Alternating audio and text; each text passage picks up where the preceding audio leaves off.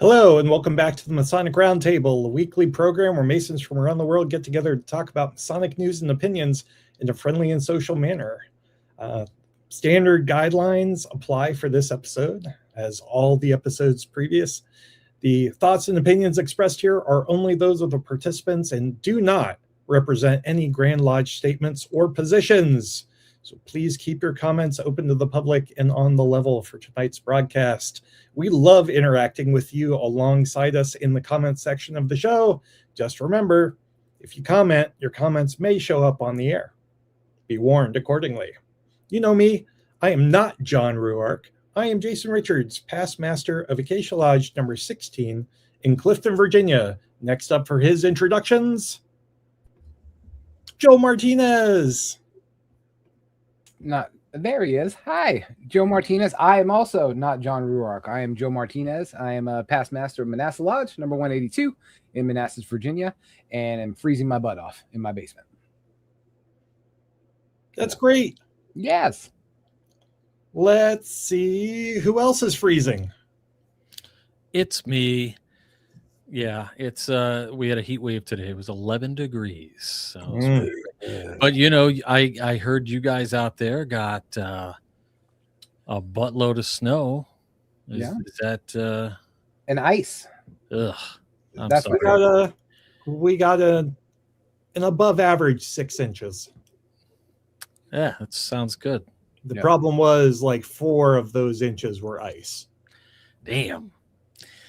Yeah, not it just has been freezing cold here. So that's, I guess, count our blessings. Where's that global warming that everybody's talking about? I would really love some of that. Well, you know, around the Great Lakes, according to Charles Hapgood, we're going to be fine. It's the rest of the world that's going to shift. So right here, it's where it's at, boss. Anyway, Robert Johnson, past master of a couple lodges and secretary of all things. So happy to be here and share some fun times with some good bros.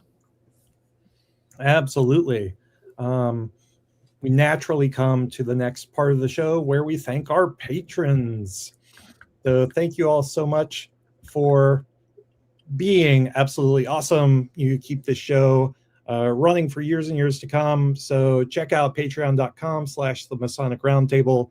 We always do some fun stuff around the holidays, which I know are just past, but keep the show running and you'll get in on the holiday shenanigans when they roll back around.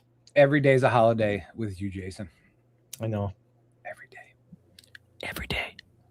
It's like be the change. It's like one of those holidays that like most people don't get off. Like it's a day with me is like not like a federal holiday. It's like Arbor Day. Yeah. Yeah. Or Earth Day. Earth Day. Yeah. I'm with you. I would totally do a great Earth Day. Ooh. So, I mean, we could stay on this for a while, or we could get to our favorite segment of the show. Tarot card of the week.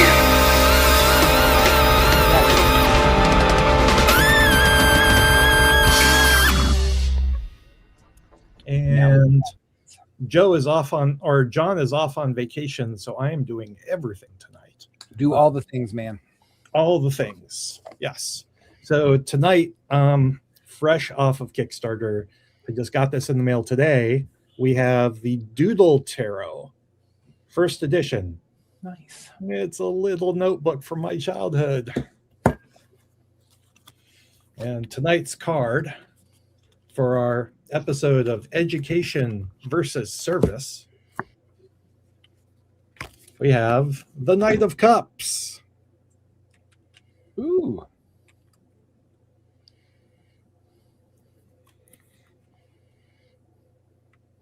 Chivalrous, romantic proposal, sensitive, following your heart. Make your camera bigger. Oh, look at that. I like your that. camera big. Oh, sure. We want to see.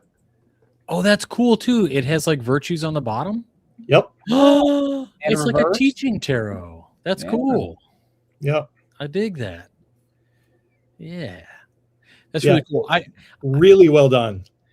I think that I think a lot of people who get into tarot might be sort of like turned off sometimes by the idea that like there are keys to the tarot, and when you can have them like listed like this, they think somehow it cheapens it. But I think it just makes it more accessible for a lot of folks, because for people who have studied it a long time, sure, you can look at those traditional drawings and you can sort of know what they mean because you're looking for that symbolry. I don't think there's anything wrong with having the stuff on the card. I think that's really neat. And those are exactly the things like I probably would. I was going to say romance. So it's already got romantic, proposal, chivalric. Yeah, those are all the right things. You know, creativity, some charm, imagination, beauty. That's cool. I dig that. I like it. Yeah, so it's specifically billed as a study tarot deck for beginners, and this is one of the highest quality decks I've gotten off of Kickstarter.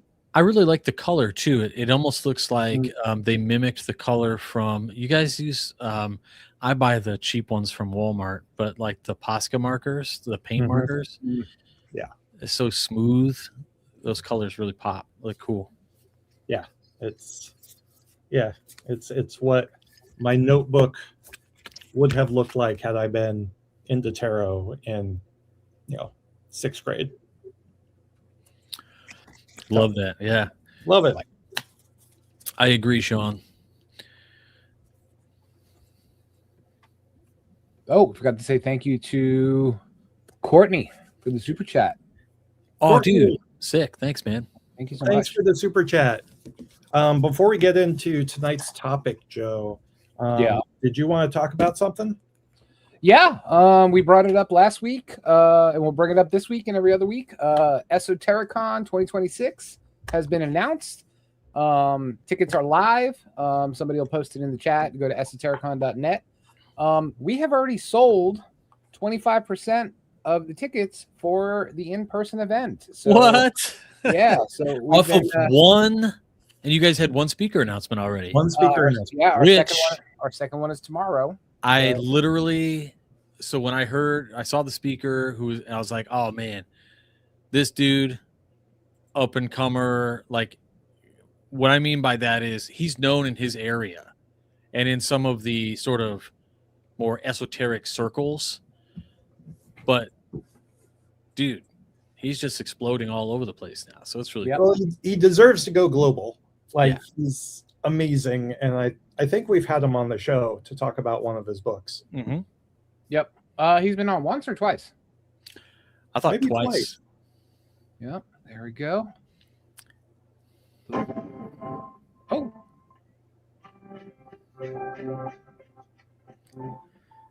Horrible audio. June 20th, 2026. Maybe I should have loaded the video into the StreamYard.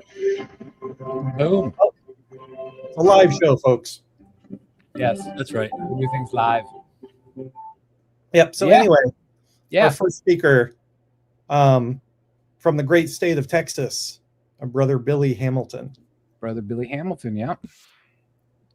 Looking forward to having him and some new faces, some familiar faces. It's going to be a great event, and there'll be some good practical workshops along with it. So it'll be a lot of fun. I'm stoked because his presentation topic is something I love the lore about. In fact, I made a little diorama of Christian Rosenkreuz's his tomb or whatever.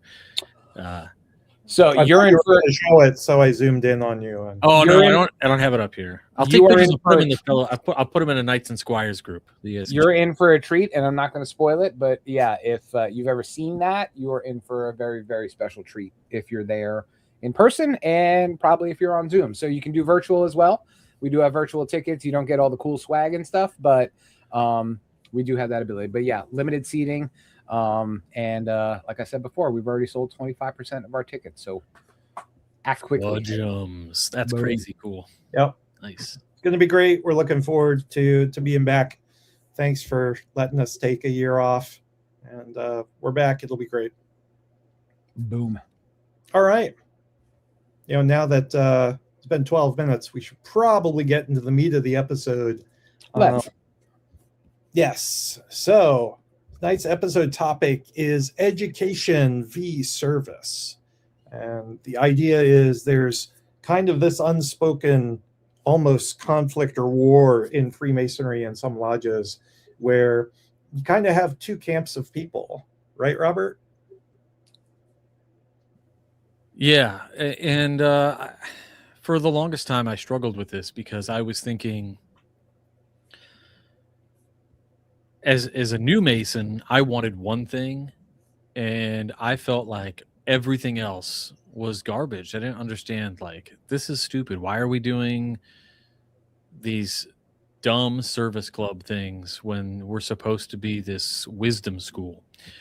And then at some point, you kind of graduate from that thinking to sort of understanding the larger picture, and you kind of understand Masonry as it is. And then you're kind of okay with everything. And you're like, whatever, it's for those who want to do those things, can do those things. And I don't really care where people go. But I asked myself if there really was this sort of unspoken, I guess, Masonic war in Masonry between stalwarts who are pushing education and ritual philosophy, and then those who are sort of content letting the craft evolve into a practical service organization.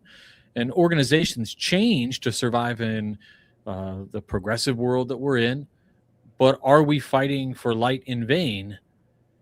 Or is there a real tension worth unpacking? Like, are we fighting this war for education and we're just never going to win it because the craft has evolved, or not? And is it worth pushing? It was my general question. That was a lot. I don't know where to start first. The entire episode. Yeah. Well, I guess what I would say is, have you guys ever heard somebody say, "Oh, we don't do the weird stuff," and the weird stuff is not even weird? Maybe it's just like, "Hey, we're going to center ourselves before lodge," or "Hey, we're going to do 10 minutes of education," and the education isn't leadership. You know what I mean? Like, maybe it's like, "Hey, we want to talk about this quote from Marcus Aurelius," or we want to, you know what I mean? And somebody comes off, and it could be like the most base level philosophy 101, and then you hear somebody grumbling about it, or "We don't do that here." And that's the kind of stuff that kind of bothers me. Well, I think the first place I want to latch on to is where you said that Masonry evolved into this, right? It was probably this, and then it evolved into something else. And I think that's kind of true. I definitely have been on the struggle bus when it comes to trying to frame what Freemasonry is. And we hear the old adage, different things for different people. And, everybody comes to Masonry for a different reason. And we've argued in the past on both sides of this, whether that's a good thing or a bad thing. But I think the older I get and the longer I'm a Mason, I start to realize that it is an evolution. And I don't know if it was an intended evolution, right? Because you had Masonry back in the day. It had a very specific purpose, and it was formed in a very interesting part of our history, right? Like Age of Enlightenment, all these thinkers and all these things that formed speculative Masonry. So it definitely started out as education first, right? Or learning about. Did it start out as a mystery school, or did it start out as a club for those who thought the mysteries were really cool? Well, it could be either, but I don't think it changes the fact of where I was going, which is you started out with primarily, 300 years ago, You started out with learning, and learning transformed you. And then once you were transformed, that kind of led you down a path of service because you learned about the right way to be in the world. Right. Yeah. And I think what we've seen, and I don't know if I'm spoiling the end of the show for me, but I think what we've seen over time is the service part has now become the identity, right? And so it's kind of gone backwards. And now the education part, the learning, has become optional, and it's become very surface level symbolic, or it's become purely historical, right? Like, oh, this is what we saw back in the day. You know, George Washington was a Mason. I've heard that once or twice. Well, so to push that envelope, right? Like, yeah, okay, craft guilds, a real material thing, breeds a philosophical school. They throw money in, the philosophical school grows, and it evolves over time, but it leads into a deeper conversation about something that I think John and I started getting on this topic one night, and topic for another time, but essentially to say, as humans evolve in this world and we become more reliant on material things and practicality of things, we're relying less and less on the philosophy, and we're focusing more on material and not, training the mind per se. And in that, it's almost like being a good Mason. There's probably some sharp quip you could stab somebody with, saying something like,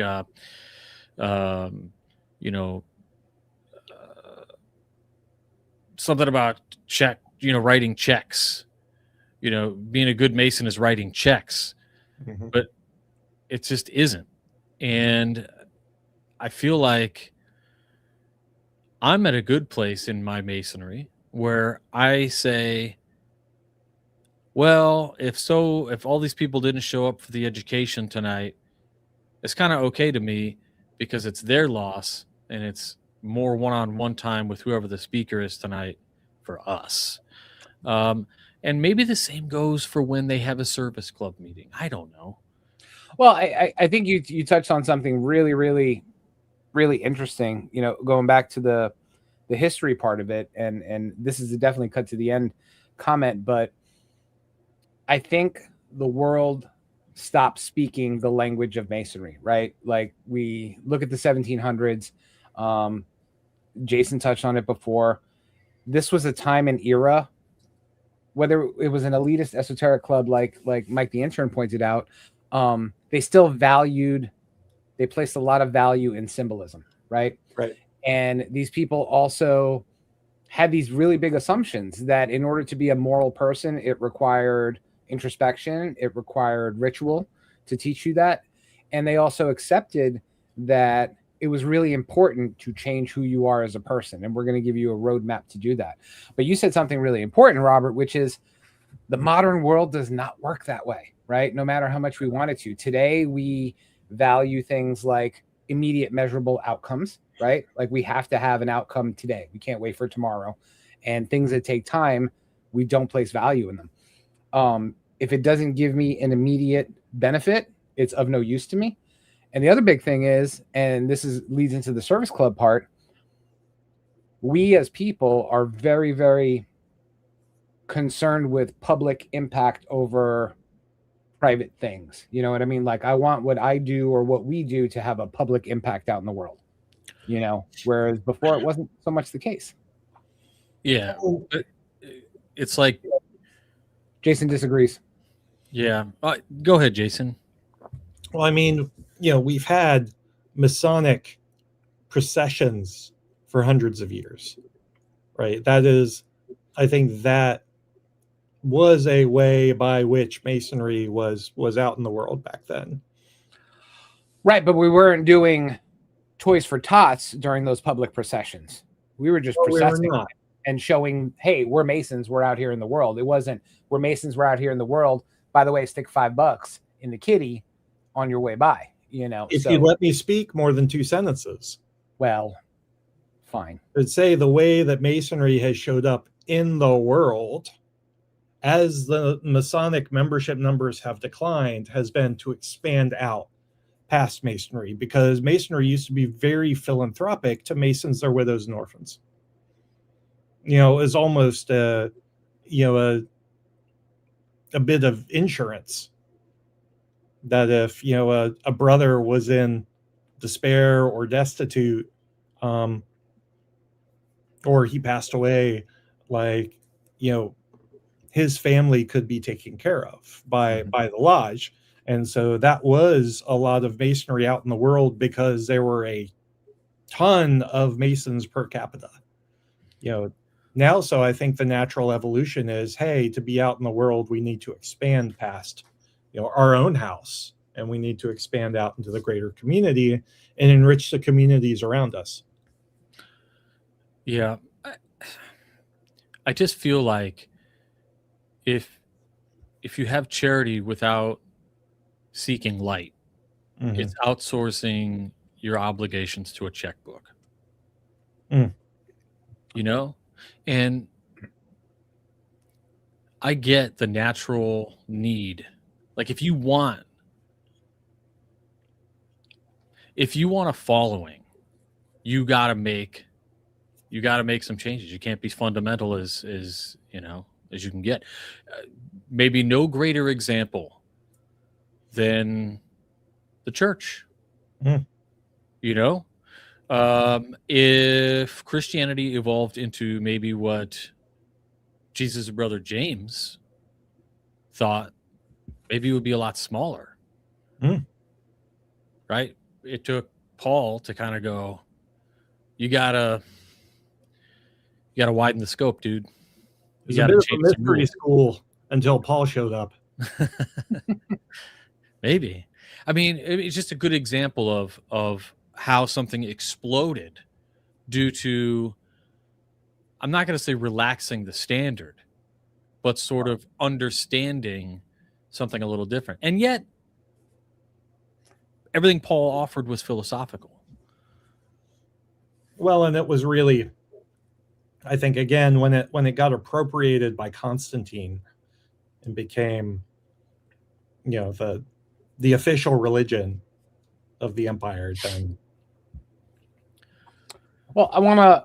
You said something really that I actually agree with. Before you say that, 1 second. Harlem World Boy, thank you for the super chat. Thank you so much. Thank you. Okay. I can't believe it stopped me as I was going to agree with you. That is a first.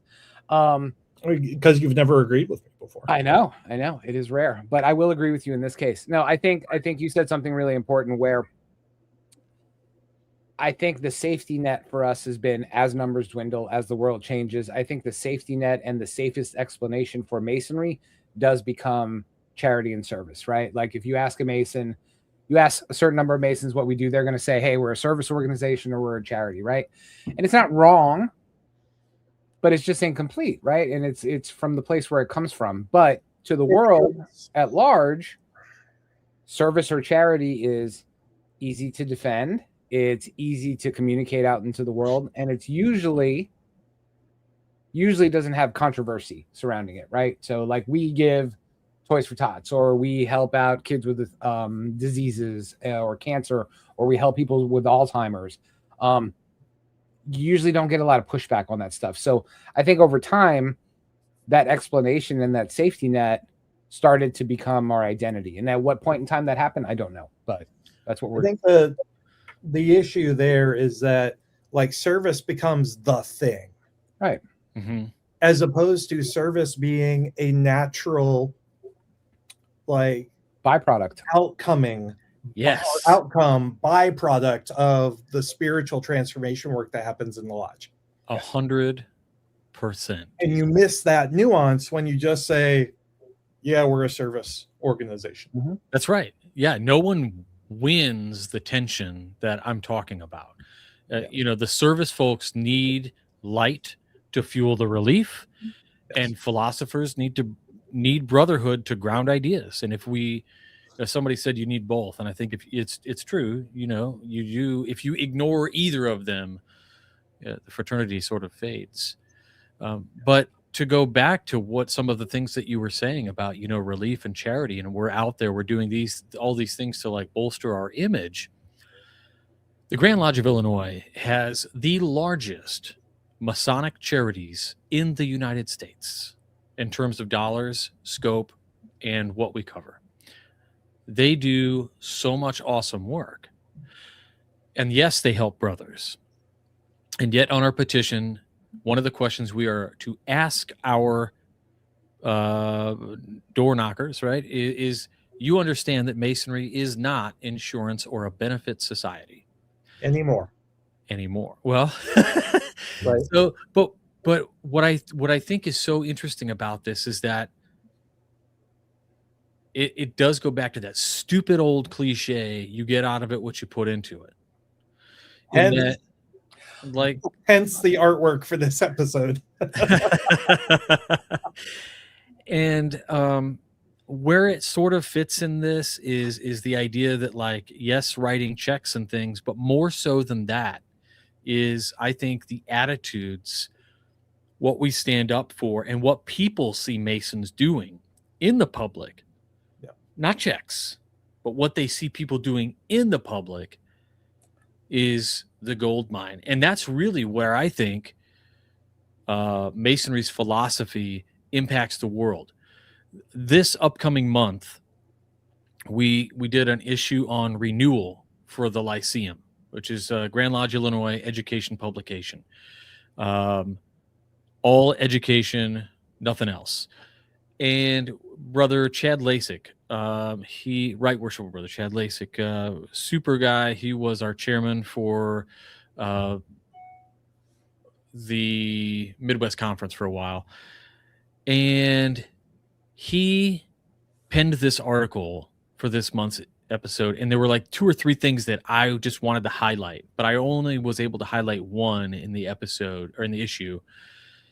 And his quote was, "The world doesn't need us to be perfect Masons on meeting nights. It needs us to be better men everywhere else." Yes. And I feel like that is at the core of why the philosophy matters. Yeah, you said something that I want to swing back to when you were talking about stroking checks is performative, essentially. I think that's where the problem lies, right? Like, we're conflating that to that adage of you get out what you put into it. A lot of people think that means time, energy, and finances, right? Where it's actually it doesn't mean that, right? And that even translates into how we perform ritual, right? So our ritual survived. You know, every lodge has ritual. A lot of places it's memorized. There's floor work, and in many places there's beautifully performed degrees. But the lessons that are taught through those rituals is what I think was lost, right? Like that expectation that, hey, with this degree, you've got inner work that you need to do, and that there's stuff that comes after that ceremony you just sat in. Or to your point, the philosophies around the things that you were supposed to learn in that 2 or 2.5 hours walking around in a lodge room. It goes back to what you were saying, where when the education becomes optional, the ritual, the beautiful language, the memorization, and the floor work, it's now become a performance, right? It's still meaningful. It's still pretty, but it doesn't transform you anymore. So it goes back to that. What's first? Is it education first, or is it service first? And I think that's where we're at now. Golan, what's the job of the lodge? It's a primary duty of the lodge. To make Masons. That's the Grand Lodge answer. Oh, that's the Grand Lodge answer, right? I'm pining. But you know what? It's not wrong, because if we are making Masons, then we're making real dudes. We're making men who we are hopeful we have made some sort of an impact on philosophically. And I just use the term philosophically as a very broad brush here. And I'm talking about the way we think, the way you're living, the way you think about the world and charity and relief and a foundation of love beyond all things. So if we're teaching that and we can open you up to that, then the hope is you're going to be a good steward of that, right? Something that we say, and I can say this, I don't know if you can, but I can say this in my jurisdiction, is once we make a Mason, we tell him that we give him strict charge, ever to walk and act as such. Meaning that you should go out into the world and be a good steward of Masonry by not saying, we're Masons, here's money, by going out doing those awesome things that help everybody. And then, if somebody finds out, like, where's that guy from? Right? That's the romantic sentiment you find in so many short talk bulletins. Is this sort of the mystery charity? Where'd that come from? Oh, that lodge, those old guys down the street. Well, it's like that little proverb that says, preach always, use words when necessary, right? Yeah, exactly. I like that. I never heard that before. Yeah. I think that, well, you said something that I really dug there, and just to pull that thread a little bit, I'm putting a lot of threads today. I'm noticing. I am big on thread the unravel the coat. You want to know what happened? Is one of the dogs tore my favorite blankie today. So yeah, just start chewing it, and it's 7 degrees out. So I'm not happy right now that I have to sit on my couch without my favorite blankie. But we'll fix that. Did you put the dog on ice outside? No, she is under the desk right now, waiting for the show to be over. Okay, her farts will keep you warm. She will. I think I totally lost my train of thought. No, I think what you were saying before about, I'm thinking about my blankie now. Pulling the thread. Yes. Which thread was I pulling? I don't know. Something. It's okay. It'll come back to you. It was a good point. Well, we were talking about how the Grand Lodge is to make Masons. And if we're doing that job appropriately, we're going out into the world doing those things that we've been taught in a lodge, making an impact, the quiet sort of impact by not saying, hey, we're Masons and here's a check. We're just going out doing the things. Maybe it's mowing a lawn. Maybe it's delivering groceries. Maybe it is giving a couple dollars. You brought me back. Thank you, brother. Yep. Yeah. Okay. Welcome back. Yes. So the point I was going to make was, I don't think, and I'm seeing it in the comments too, I don't think anybody here is saying that whether we should educate men or serve the community or serve ourselves or serve our fellow man. It's not a one or the other, right? It's which one of those defines us as an institution, right? Like what the definition is. Historically, romantically, that's where I was going to hit it with romantically, because you talked about short talk bulletins. For every short talk bulletin that talked about this really kitschy charity and a lot of Masons did something wonderful, there's somebody, whether it's 20 years ago, 50 years ago, 100 years ago, or even further, that is writing about the same stuff that lots of us are complaining about. Hey, Masonry's become this really vapid, superficial thing. Where's the mystery? Where is the lessons? Where is the philosophy? Bing, bing, bing. It's not something new. It's not something that us three dum-dums on YouTube thought up, right? Yeah. It's the same shit. Yeah, for so long, right? So I think again, it's not a. I was kind of torn on whether we were going to call this a war, right? And that's how we started talking about this episode. But it's not a disagreement whether one is better or the other. It's which one defines us and the things that we do in Masonry, right? So historically or romantically, even, I like that better. Learning about how to be a better human being was at the heart of service and at the heart of charity, right? But what did you come to Masonry to do? To learn. To learn. Yeah. Yeah. And I think this is what I love about all these dudes in the chat. And if there's some ladies out there, that's cool. Awesome. Whoever's in the chat, I love you guys all. What I love is that nobody in here drew a line in the sand. Sure. Everybody was like, no, Yeah, I mean, if you want to have a fish fry and the money you raise goes to, I don't know, buying some cool, backpacks for kids, awesome. But you're doing that because you do care about education. You do care about the kids going to school. If you're holding a raffle and all the proceeds, maybe it's a cash raffle, right? Where Gun raffle. Yeah, Virginia. Man, such a bad look. But Not here, buddy. Not here. That was sarcasm.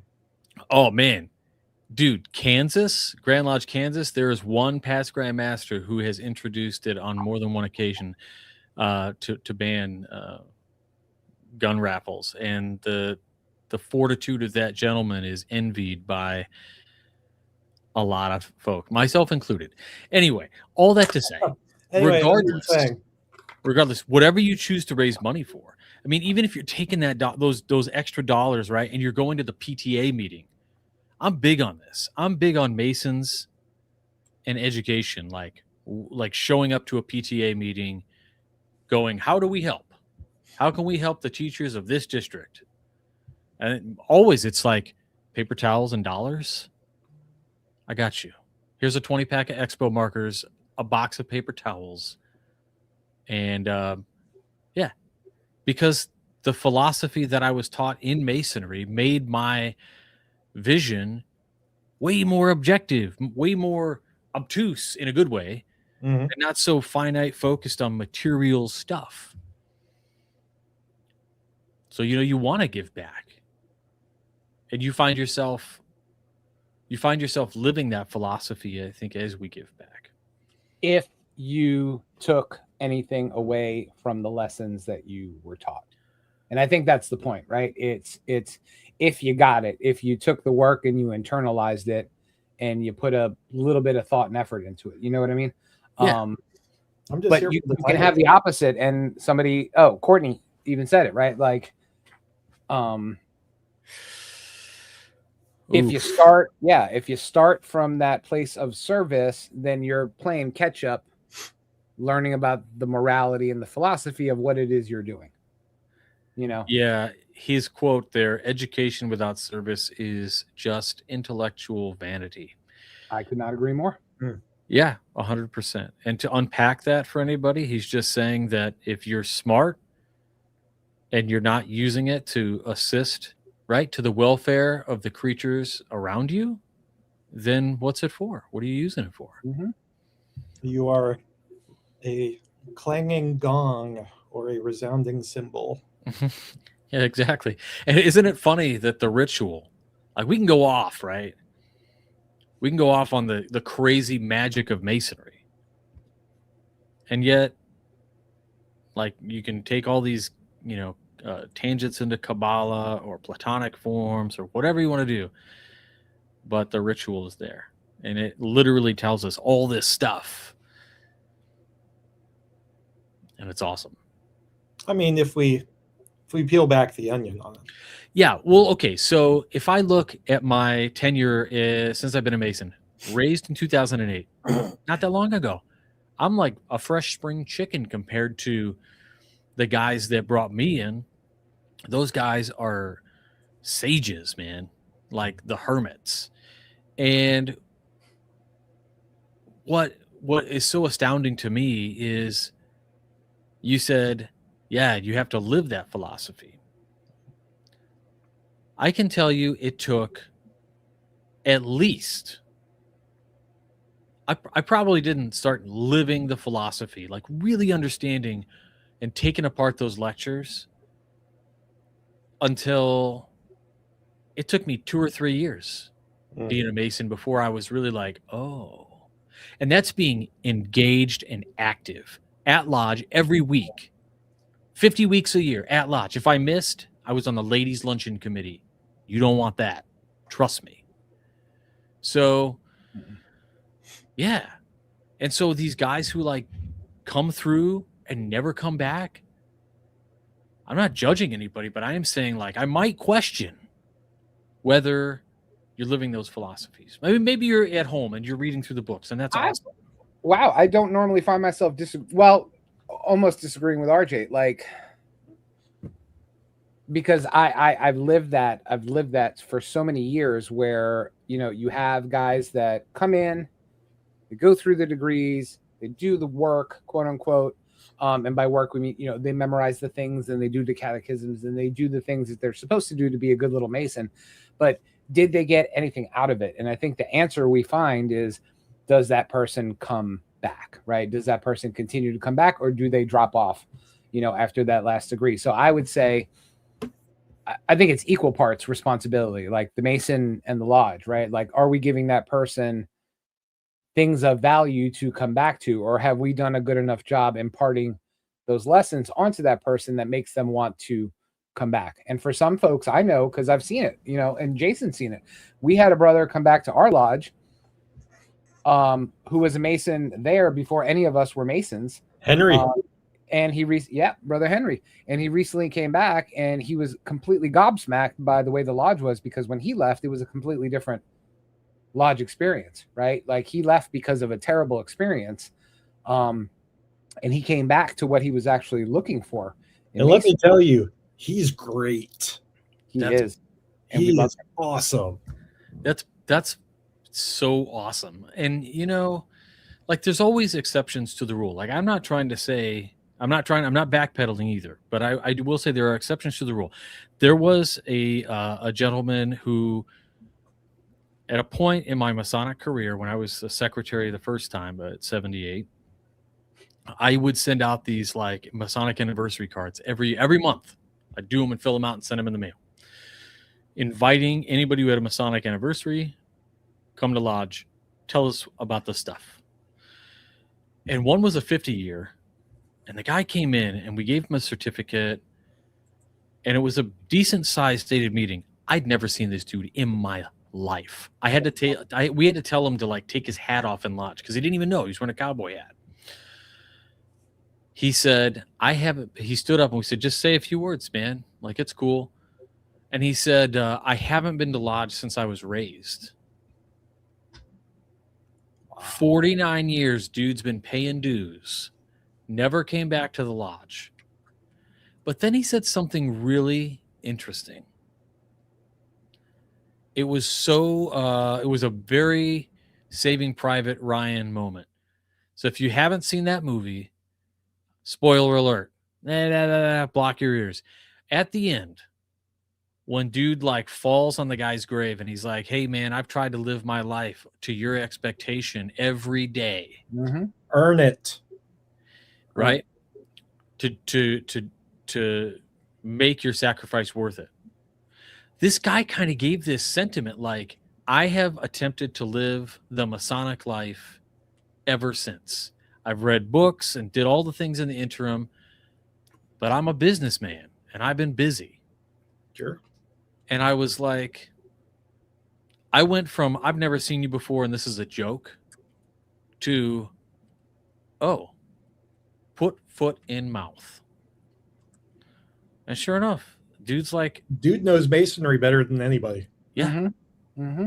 Yeah. And so there are those guys. And it goes back to, where were you prepared to be a Mason? It's like Manly Hall said, right? Many men born of women who will be Masons who have never taken an obligation. Mm-hmm. And there are many men who born of women who have taken the obligation who will never be Masons. It's kind of like, we don't know. The proof's in the pudding. What's that service like? And there we go, all the way back to service. Boom. So, ye both. You do. If you're doing Masonry correctly, you upskill yourself spiritually, and the fruit of that spiritual transformation is the outpouring of love to the community around you. I like the upscale. I like that. Level up. Yep. All about the upskilling. Got to get those LinkedIn badges. Mm-hmm. Is that a LinkedIn thing? I should get on LinkedIn more. You My never grandma see, just loves LinkedIn. man, you never see those people. It's like, oh, I got this LinkedIn badge. I worked at a soup kitchen this week. Like, Oh, that's Yeah. cool. I didn't know No. that. No, That's neat. no. You don't like advertising your charitable works? I don't like advertising on LinkedIn, but not a sponsor. So Yeah. Yes, as Mike the intern says, Credly badges. yes, Credly badges. There we go. Yeah. I never knew I wanted all of my credentials in one place for me to wear, like a lapel laden with pins. Yeah. I had never. Okay. So, learning moment for me. And everybody out there might be listening going, what? RJ didn't know this. Maybe. What is it like when guys say their whole CV? Their CV? Curriculum vitae. curriculum vitae. What is that? That's just like everything you've done, right? That's your less paragraphy resume. That is Less Or more paragraphy. Oh, because I was going to say when somebody Your lists resume their in prose form. CV, they're like their Masonic CV. That's what they say, and I don't ever know what it is. I'm like, oh, you mean like your record? Anyway, and I see it, and it's just like the scroll, that like drops and rolls down the stairs. Guys like Scott Sherman. Love you, Scott. Scotty. Yeah, I mean it's wild. Anyway, that's off topic. That's okay. I think we have pretty much exhausted this topic at this point in time. So we'll gear up for the final question. And for the final question, I would love each of you to tell me either an impactful moment of service in Masonry or an impactful lesson that you've learned within the lodge. And we're going to start with Joe. damn. Well, you got raised way before I did, so it's only And you right. saw what it way before. Shut up. What are you like 2002 or something? I was raised in 2005. Yeah, see? Oh, he was so far off. You Well, got 3 4 years. years on me, dog. Oh my god. I don't even remember what the question was. Impactful. Okay, so yeah, I'm gonna go back to the story we told earlier. One of the most impactful things that I've seen in my Masonic career, when it comes to this, is Brother Henry coming back to Lodge and telling us why he left, and then telling us why he had this burning desire to come back after being there for one time. Just seeing the change light up in him from a person that I did not physically know as a human being. He was a person on the Grandview list that got a dues card every year, and I had no idea who this person was until he came and told us his story and told us why he was interested in coming back, and after sitting for one night being so thankful that he returned, right? So it kind of gets back to what's the whole point of this, right? What's the purpose? Like, is Masonry meant to shape our inner life so that we can be better out in the world, or is it mainly to organize the outer part of our life, right? So I'm always going to lean towards the former. The older I get, the more I will lean that way, because I think that's the right way to be, and I hope that other brothers get to have that realization as well, but I don't think this is about choosing education over service. So it's not a war. It's just a struggle to find identity, I think, right? It's remembering which one of those gives the other one its meaning and its depth and its beauty. So for us, I think this is a great time and place. We got till 2040 to take stock of what it is we're doing, and more importantly, why we're doing it. And I think that is going to help better define our meaning as Masons and help move us forward into whatever we're going to become in 14 years. So Thanks for not answering the question I asked. Yep. Moving on. Over to you, Robert.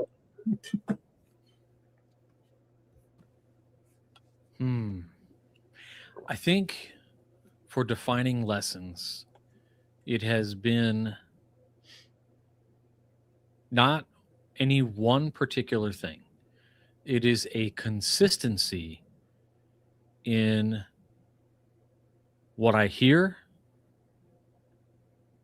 what I see around me, and what is then sort of, because I operate in the same spaces as these other amazing individuals, what has become an expectation from me as well. And that is this broadening of acceptance and loving nature, that I just I don't like. It wasn't natural to me. I was a very aggressive, confrontational person, and I'm still confrontational. I'm still aggressive, but not in the same way that I was when you're like 16, 17 year olds. You're full of angst and all of these things. And even into my probably my mid 20s, I was very one political mindset, not in a literal sense of politics, but very set on a rigid core of black and white, right, wrong, yada, yada, yada. And it took Masonry to sort of pull the lens back, show me more, and learn those lessons. And so I think that's just kind of, for me personally, that's been a defining grand Masonic moment, right? It's like a span of 15 years probably. And it's a gradual change of sort of understanding the idea behind love and relief and truth, which is really the moral foundation of every Mason, or for every Mason. It guides us in self-improvement. I just feel like that's kind of it. It's a difficult question to ask, but as that relates to the topic tonight, I alluded to when we first talked about this. I was of a particular mindset about what Masonry should be, and over time, acceptance, love, seeing the difference, what matters to other people starts to matter to you, and it just sort of congeals into a big mess of awesome. I don't know. Awesome. Thanks for that, Robert. Man, I think for me, the best lesson I've had has been the lesson on how to love myself and love others. There are so many close Masonic friends that I have and have had who are the most genuinely wonderful people in the world.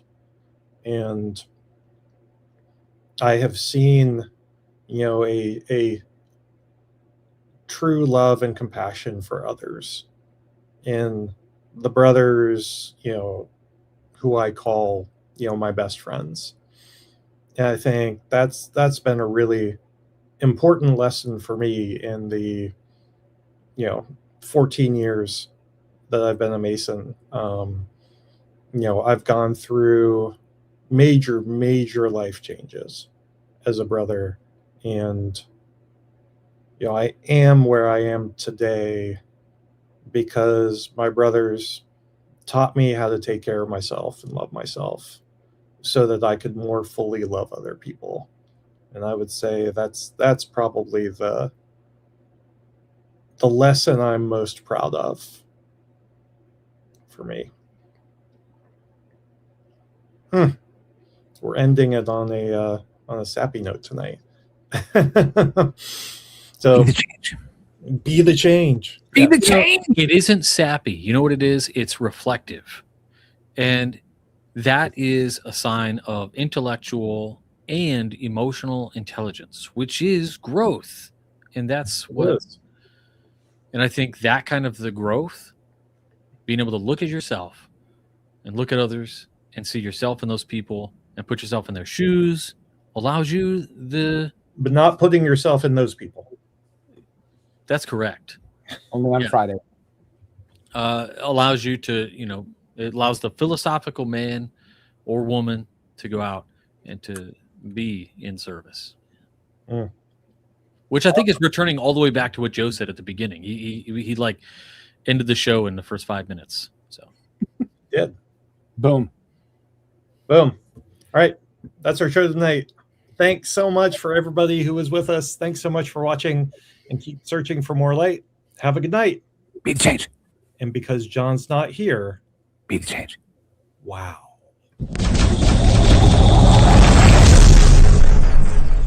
Be the change. Be the change. We're not off the air yet. Stop.